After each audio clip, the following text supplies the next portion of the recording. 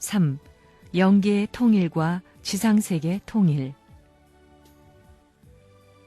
영계를 통일하지 않으면 지상을 통일시킬 수 없습니다.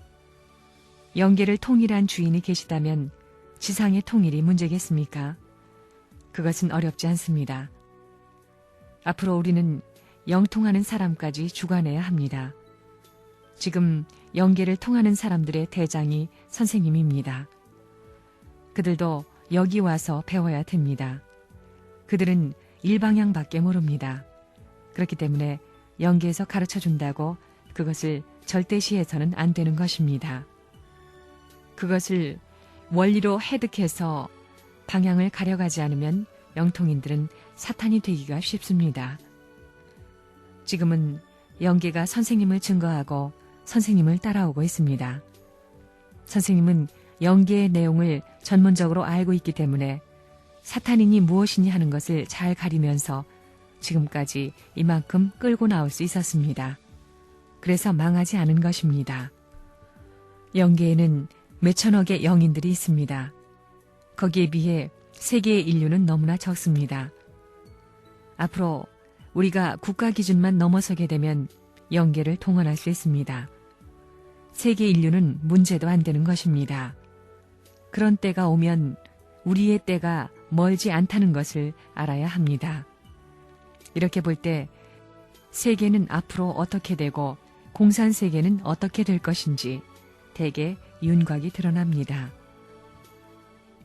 저 나라에 가면 살인한 자, 죽임을 당한 자, 별의별 사람이 한 곳에 모여 있기 때문에 거기에서는 칼부림도 나고 복수하려고 하는 일도 벌어집니다. 그러니 수많은 담이 막혀 있는 것입니다. 그렇기 때문에 악한 영들이 원수 자식들을 찾아가 사고를 당하게 해서 데려가고 그런 일이 벌어집니다. 이걸 다 풀어야 됩니다. 이것을 풀기 위해서는 먼저 지상세계에서 풀어야 됩니다. 푸는 데는 더 좋은 것을 주어야 됩니다. 죽는 것보다 더 좋은 것, 원수 관계가 되었던 것보다 더 좋은 것을 주지 않으면 풀리질 않습니다. 무엇 갖고 영계를 해방하고 하나님을 해방하느냐? 이러한 관계는 인간의 조상이 이루어 놓았고 천상세계까지 엉망진창으로 만들었으니 후손은 조상들의 잘못을 갚아야 합니다. 참된 효자가 되겠다는 자식이라면 부모의 빚을 물어야 합니다. 부모가 진 빚을 물어야 되는 것입니다.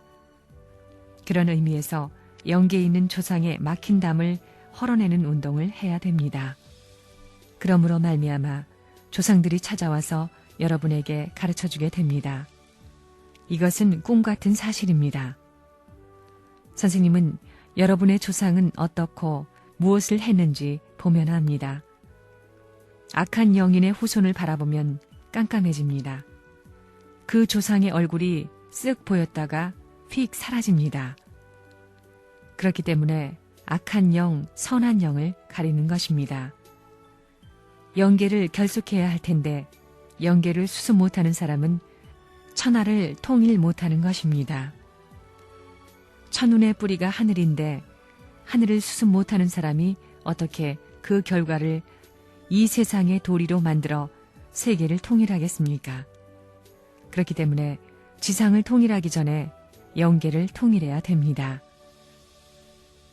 여러분, 선생님을 꿈속에서 만나본 적이 있습니까?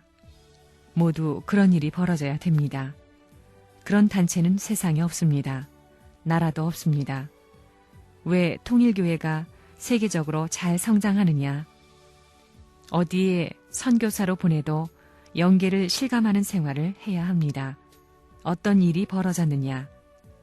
선교사는 석 달이 지나면 그 나라를 떠나서 다시 비자를 받아와야 합니다. 그렇지 않으면 그 나라에 있을 수가 없습니다. 그뿐 아니라 그 나라를 떠나서 딴 나라로 가는데도 자유롭게 떠날 수 없습니다. 그럴 때는 영계가 가르쳐줍니다. 어디에 있는 강을 건너라고 말입니다. 그 강에는 악어가 많이 있습니다. 그런 강을 수영하여 건너면 악어가 통째로 삼켜 자취도 없어집니다.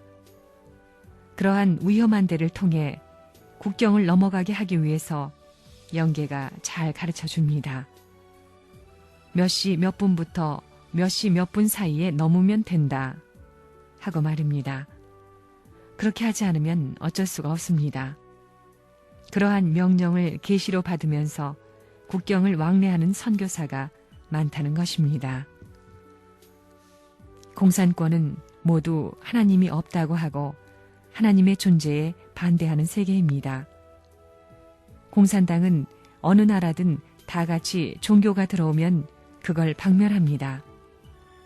그런 상황 속에서 하나님은 준비해야 됩니다. 그런 경험을 해보면 하나님이 없다고 부정할 수 없게 됩니다. 그런 일들을 실감하는 감동은 생명을 넘어서 영원히 남습니다. 그런 경지에서 하나님을 사랑하고 참 부모를 그리워하면서 통과한 경험은 영원히 남습니다. 그게 삶의 중심이 됩니다. 그 순간 영계와의 벽은 순식간에 없어지게 됩니다. 직행할 수 있는 것입니다. 믿는 게 먼저냐, 아는 게 먼저냐. 믿는 것은 사실과 먼 곳에 있고 아는 것은 사실과 일치됩니다.